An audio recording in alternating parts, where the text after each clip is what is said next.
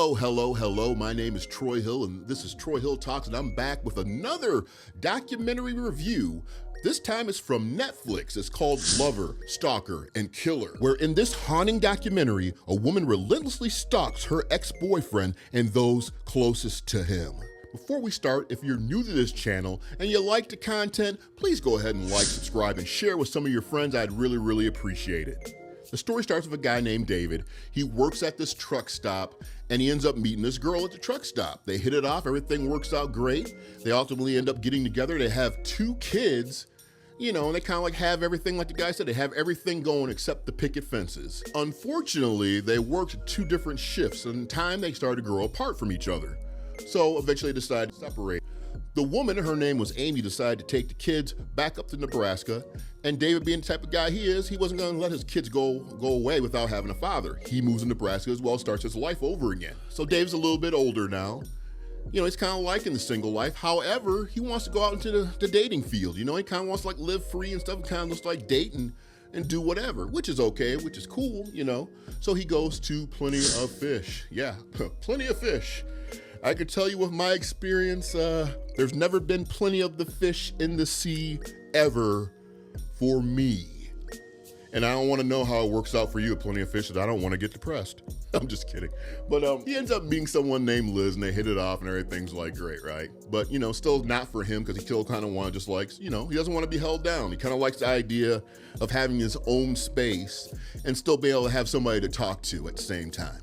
One day at his job, a woman comes in needing some help, and he finds this woman really attractive. And there seems like to be a little bit of electricity in the air. He doesn't pay any attention. He doesn't pay any mind to it and kind of goes on about his day. 2 weeks later, he finds this same woman on Plenty of Fish. So he decides to go ahead and introduce himself. He like sends a message like, "I know you," which in the context, of what goes on with the stalking stuff is kind of creepy in itself. But anyway, she was like, "I know you too." So they ended up going out on a date and they had a great time. They go back to his place and all of a sudden, soon when they get into the door, Liz calls and says, "I left something at your house." He doesn't know how to handle this situation because of course this situation would be very uncomfortable. So, you know, they make their exchange. Liz and Cari only makes eye contact for maybe like 2 or 3 seconds. You know, they go on about their lives. Cari's like, "Hey, you know what? How about we go to my place?" And then Dave's like, "Damn right, I'm down." So they go to her place and everything's cool. They have spending like quite a bit of time together. They hang out, they get each other. He really likes Cari a lot. So one day out of the clear blue, she texts him and says, "Let's move in together." David responds back saying like, "I thought we've already been through this. You know, I kind of don't want to be held down."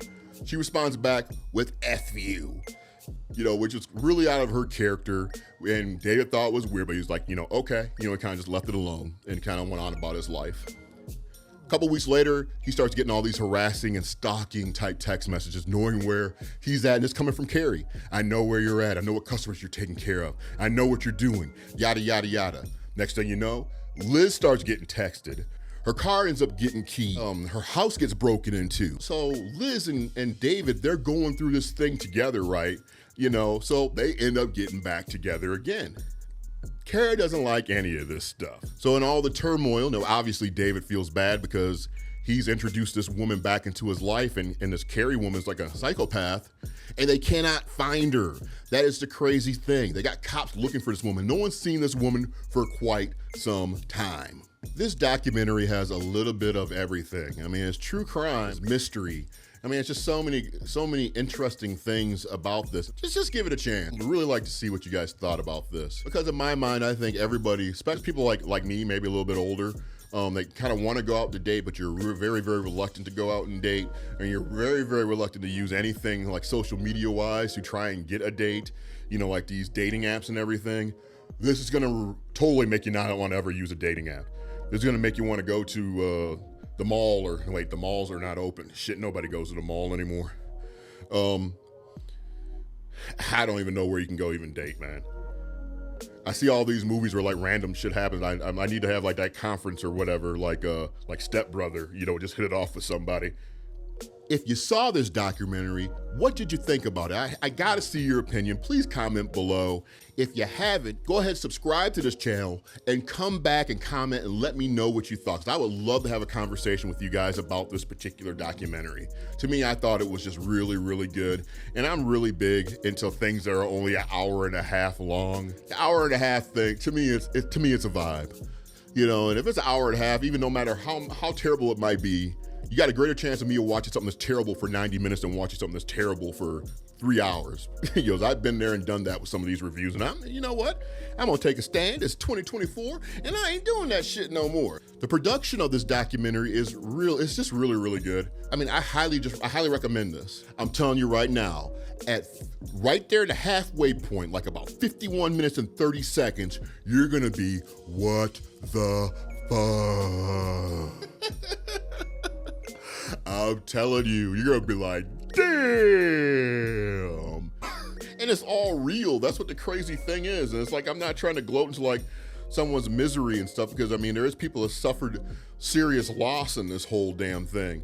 And I hope at the end that some of these people ended up having some type of closure, you know, because this is some really crazy stuff that was going on in this whole, I mean, you talk about like crazy stalking. I know where your kids are at. I know what your kids are doing. I know this customer you're dealing with.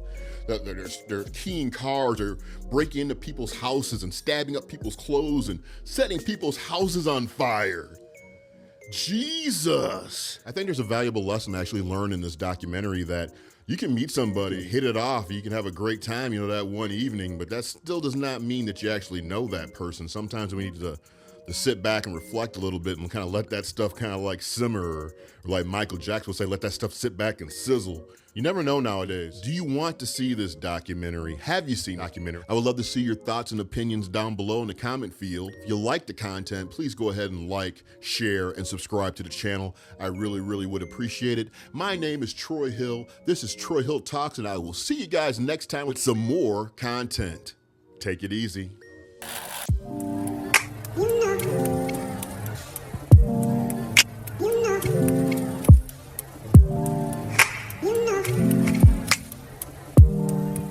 You know.